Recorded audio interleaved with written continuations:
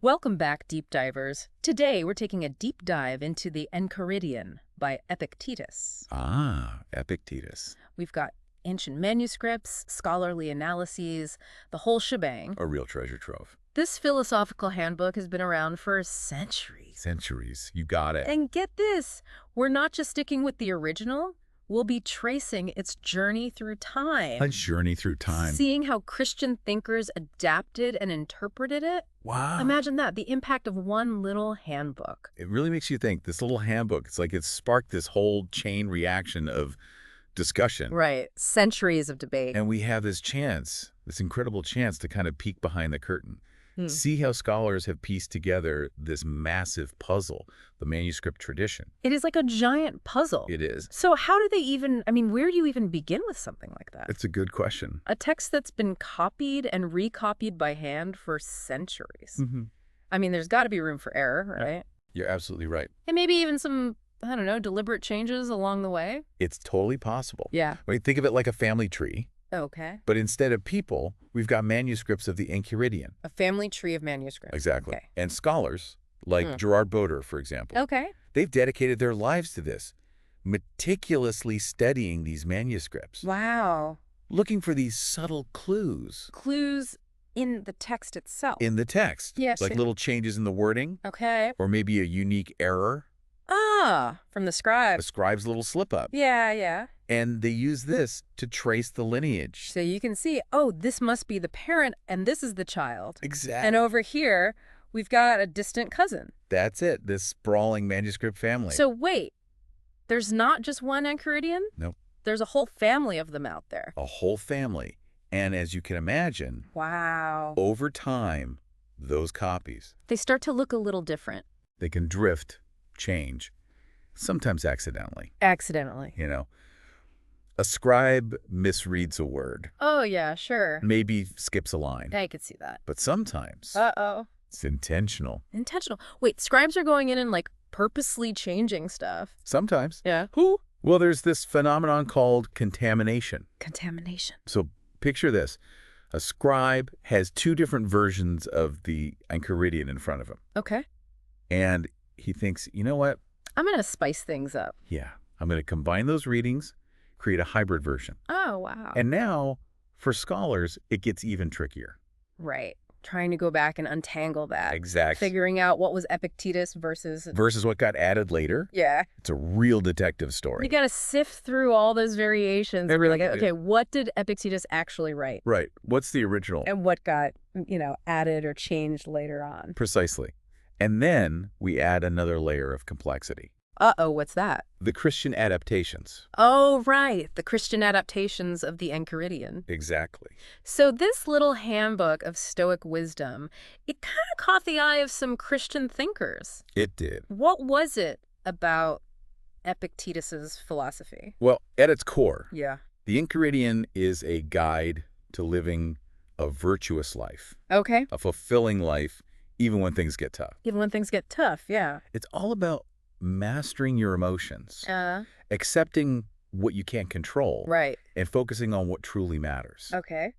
And these themes, they resonated deeply with early Christians. I can see that, yeah. They saw a lot of parallels. Yeah, there's definitely some overlap. There is. But Stoicism and Christianity, they're not exactly the same thing, are Oh, they? wow. You're sharp. There had to be some, some friction there, some points of friction. There were. And that's where the adaptations get really interesting. Oh, this is where it gets juicy. Our sources, they actually detail 3 major Christian adaptations, Okay, 3 major adaptations. each one with its own unique approach Yeah. to reconciling these two different philosophies. So how did they, what did they do? Did they just slap a Christian label on it and call it a day? Oh, no. It was much more nuanced than that. Okay. Some were more subtle, some were bolder. Okay. Like, for instance, we have the adaptation attributed to Nysius, Nihilist. a 5th century Christian monk. Okay. And his approach, it's a little bit like find and replace. Find and replace. You yeah. know? Oh, like in a Word document. Exactly. Oh. Swapping out certain Stoic concepts for Christian ones. Oh, I see. So Zeus becomes God, Uh-huh. and Socrates. Yeah. Well, he might get replaced by a prominent Christian figure. So it's like he's trying to make it, more digestible, Exactly. more palatable for a Christian audience Right. by using this familiar language, these familiar images. Familiar territory. But here's the thing, what I find interesting, What's that? he doesn't completely erase those Stoic elements. That's right. There's still some stuff in there that, I don't know, clashes a little bit with Christian orthodoxy. It does. Things like fate and divination. Hmm. Hmm. Yeah. So that raises some questions. Like, Was this adaptation incomplete? oh, okay. Or did he see some value in keeping some of those Stoic ideas, even if they weren't 100% aligned? Even if they weren't 100% aligned. Wow. It makes you think. It really does. It makes you think about what these adapters, Yeah. what were they actually trying to achieve? What was their goal? Were they trying to, I don't know, just Christianize Epictetus? Christianize? Yeah. Or were they really grappling with how to synthesize the two? A genuine attempt at synthesis. Yeah. And I imagine that's a debate that scholars are still having today. It is. It also makes you realize how, I don't know, how hard it can be to separate a text from its historical context. Oops. What might have been, totally clear to a Stoic philosopher in ancient Rome might require some serious mental gymnastics. It's a real mental contortion. For a Christian monk, centuries later. Absolutely. So hats off to those scholars who are studying these texts. I agree. It's impressive. They're experts not only in ancient philosophy, Yeah. but also in the history of Christianity. Right. The evolution of language. All of it. And how all that impacts our interpretation. Wow. Talk about a brain workout. Serious brain workout. Okay, so we've talked about fate, but I'm curious about other potential, points of tension. Ports of tension. Yeah, like those Stoic practices that might have caused a bit of a stir. Oh, I see what you're getting at. Yeah, in a Christian setting. Right. Like, would those things fly in a monastery? That's the question. Yeah. So what do you think about divination?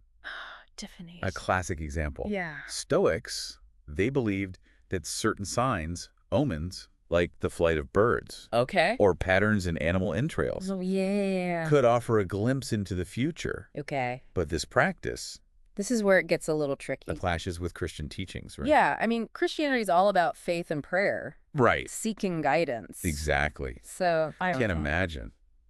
Not so much in the monastery. Yeah. Fortune telling with bird guts. Probably not going to fly. Probably not.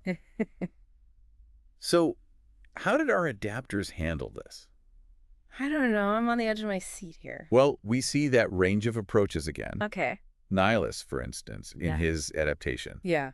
he just omits the entire chapter on divination. The whole chapter. Gone. Just like that? Like it never Too exists. hard to handle. Too problematic. So he just sidesteps it completely. Just sidesteps it. Okay. But the paraphrase is Christiana. Okay. Oh, they take a much more creative approach. Uh-oh. I like creative. Instead of eliminating the whole chapter, Oh. they replace it With what? with a discussion of prayer. Oh, interesting. They Okay. reframe it Reframe it. as a more appropriate way to seek guidance, Oh, okay. to connect with the divine. So they're essentially swapping out this, I don't know, pagan practice Mhm. for a Christian one. Exactly. Pretty slick, but these changes, they make you wonder, did the Christian adaptations ultimately change the core of Epictetus's message? It's a great question. Or were they just cosmetic? Cosmetic. Like changing the packaging but keeping the contents the same? That's the million-dollar question, isn't it? It is. And like most things in life, Yeah. the answer isn't so simple. Okay. I think we need to acknowledge Yeah. that these adaptations, they were definitely crafted Okay. to make the Enchiridion more palatable to a Christian audience. Okay. More palatable. They replaced certain names, concepts, even entire passages Whole passages. to align with their beliefs. Gotcha.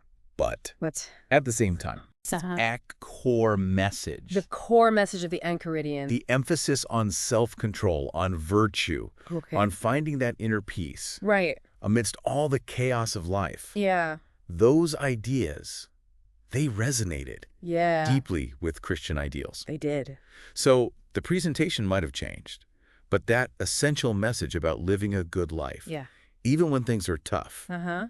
that stayed surprisingly intact. Wow. So maybe it's less of a, I don't know, complete transformation Less of the than transcendence. more like a philosophical remix. A philosophical remix. I love that. Yeah. Yeah. They took those raw materials of Epictetus's ideas Raw materials. and kind of reshaped them to fit their own needs, Reshape. their own worldview. Exactly. And that's what's so captivating about these ancient texts. So that bad. They're not static. They're not just sitting there. No, they're alive.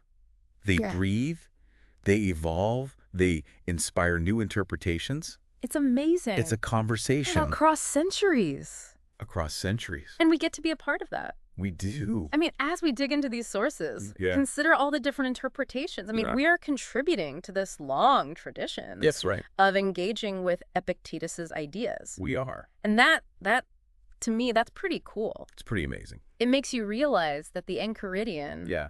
it's not just some dusty old book. It's not. It's a source of wisdom It is. that is still relevant today. Absolutely. It's a pretty powerful. It is. And I think that brings us to the heart of this deep dive. The heart of it. It's not just about ancient history. Yeah. It's about understanding how these ideas can still speak to us Speak to us. in the modern world. Exactly. So as we kind of wrap up this part of our exploration, Yeah. what's resonating most with you? Oh, that's a good question. What's standing out? I think for me, it's that reminder that even these ancient philosophical texts, Yeah. they're not set in stone. They're not. They can be adapted, reinterpreted, Mhm. even challenged Challenged. to fit, different contexts, different belief systems. Right. And in doing so, I mean, they can still offer fresh insights New perspectives. for generations to come. It's amazing. I think that's pretty cool. It is cool. And it leads us to an even deeper question. Oh, what's that? If these texts can be so fluid, Yeah. what does that say about truth itself? Whoa.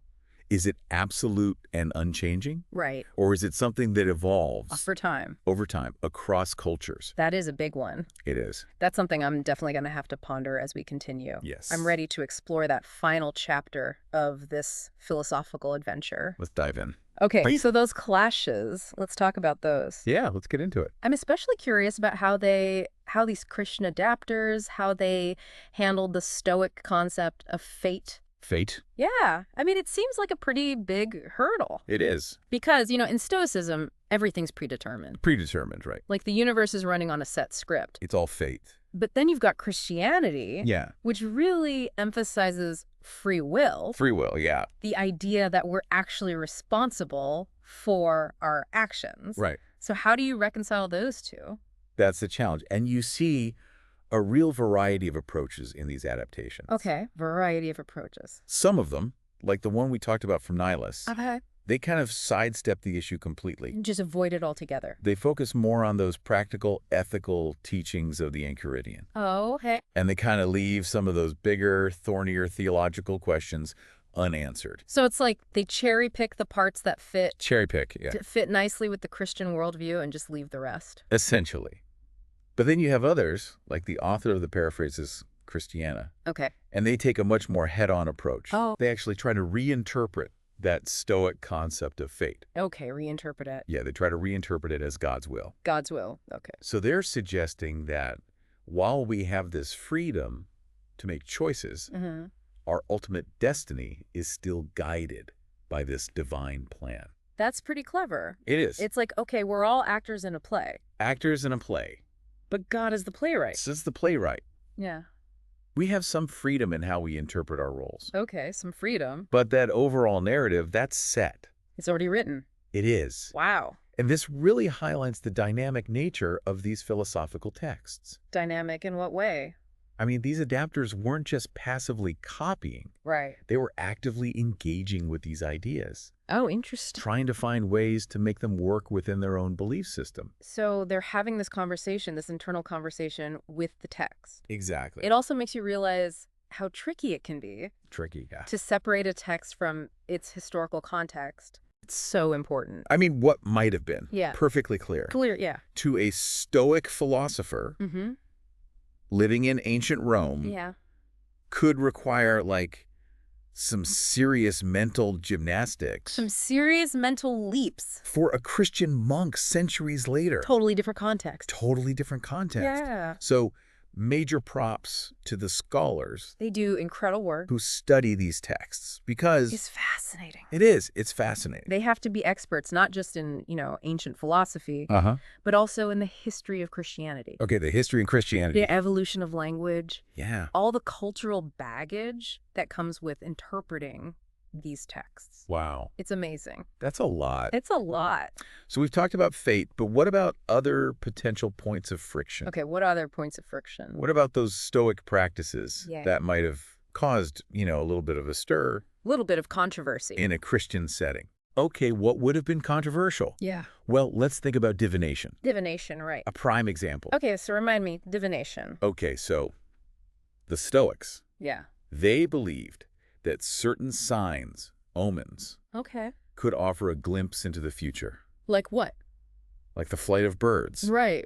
patterns in animal entrails. Oh, yeah. I remember that. Yeah. That was a thing. But of course, This is where it gets a little sticky. it clashes, right, Yeah. with those Christian teachings, Right. which emphasize faith and prayer Faith and prayer. as the primary means of It's- seeking guidance. Yeah. Yeah. Not so much reading tea leaves or Not so much.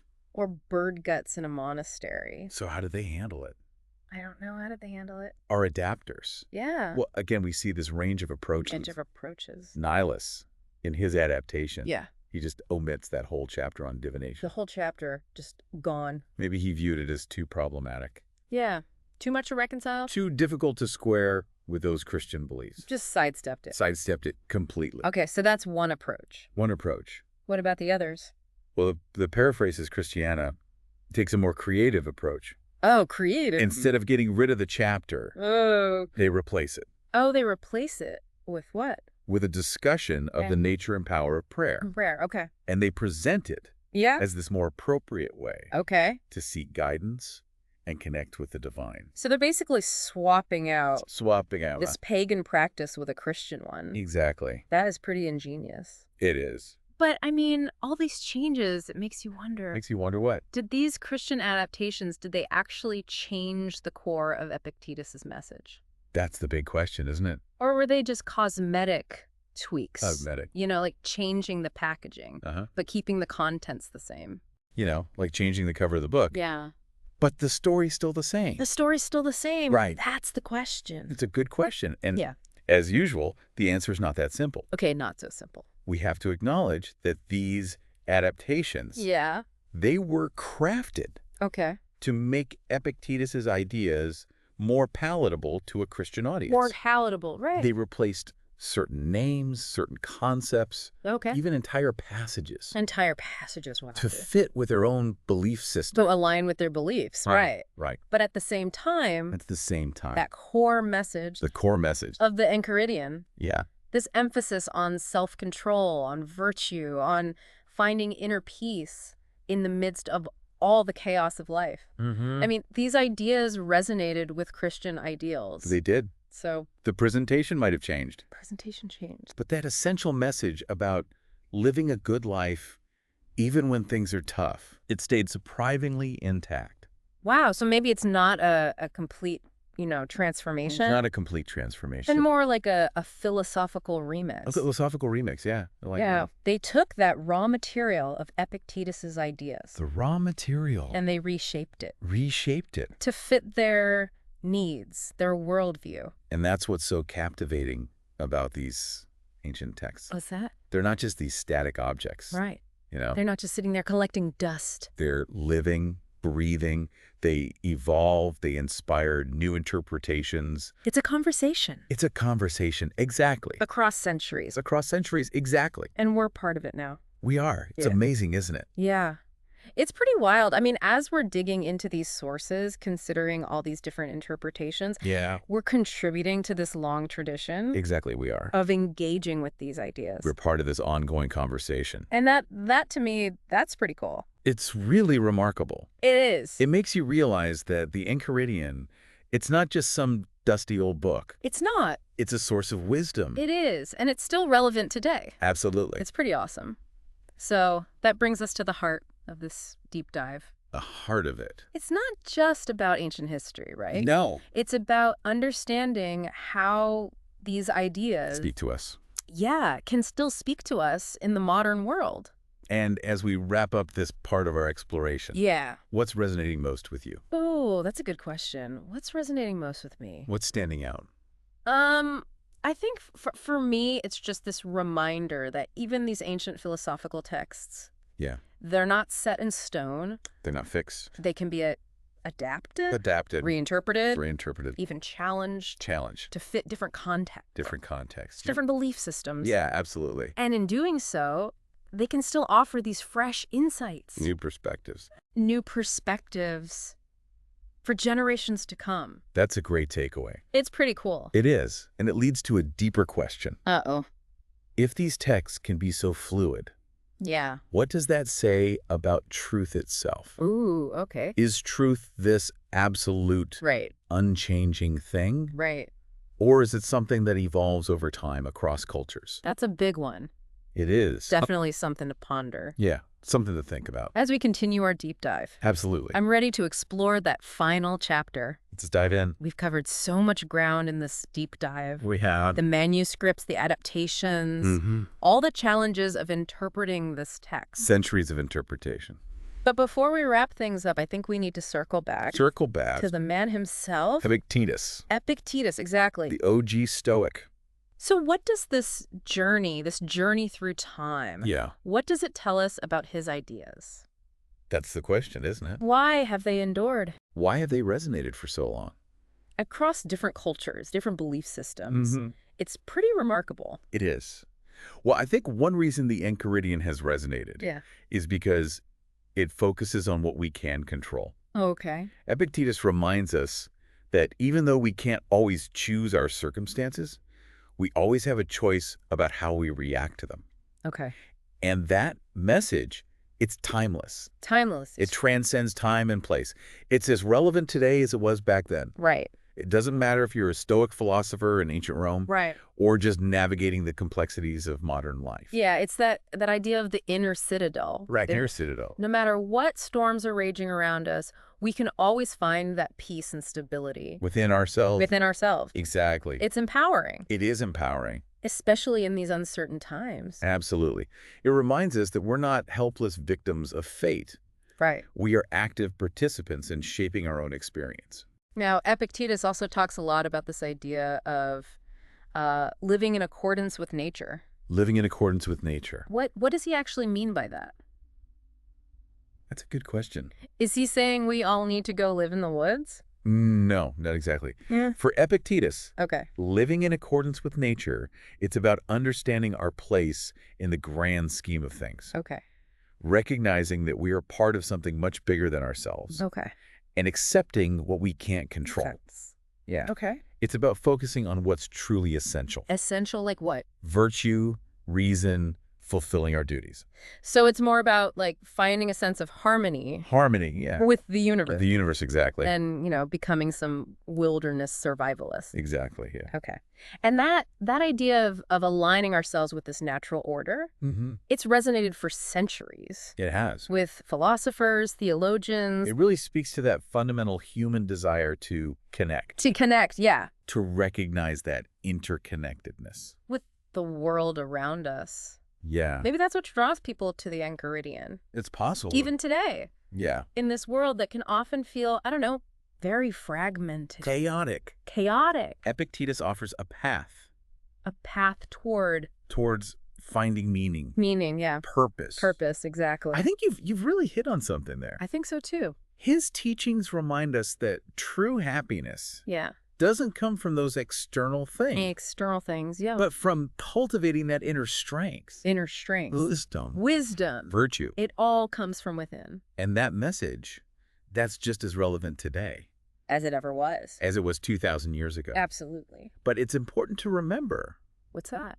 That even though the Enchiridion offers this timeless wisdom, it's still a product of its time. Absolutely. And as we've seen, the way it's been interpreted and understood. Right. It's shifted over time. It's evolved. Evolved, exactly. Reflecting those changing cultural and religious landscapes. It's fascinating, isn't it? It is. It is. And that's what makes this deep dive so fascinating. What makes it fascinating? It's not just about understanding, Epictetus's ideas in isolation, but seeing how they've been shaped. Reshaped by the people who encountered them across the centuries. It's a dialogue. It is. It's a dialogue. The dialogue across time. It reminds us that engaging with these philosophical texts, it's an active process. It is. It's a conversation between the past and the present. I love that. A conversation between the past and the present. And it makes you wonder, what will future generations make of it? What will they think? What new interpretations will they bring? Yeah. Will it still resonate? In a world that will likely be vastly different from our own. That's the question. It is a question. Big questions. Big questions. And pondering those big questions is what we do best here at the Deep Dive. It is. So if you found this journey through the Enchiridion intriguing, I encourage you, go seek out a copy. Read it for yourself. You might be surprised how much wisdom, guidance you can find in this philosophical text. Even though it was written nearly 2,000 years ago. 2,000 years ago. It's pretty incredible. And as you're reading it, remember the journey that this text has taken. The long journey. Think about all the hands it's passed through, the ways its wisdom has been reinterpreted. Reimagined. Yeah. It really is a testament to the power of ideas. The enduring power of ideas. And that ongoing conversation. Between the past, the present, and the future. Beautifully said. And on that note, it's time for us to wrap up this deep dive. Time to wrap it up. Thank you all for joining us. Yeah, thanks for listening. On this exploration of the Enchiridion and its fascinating journey through time.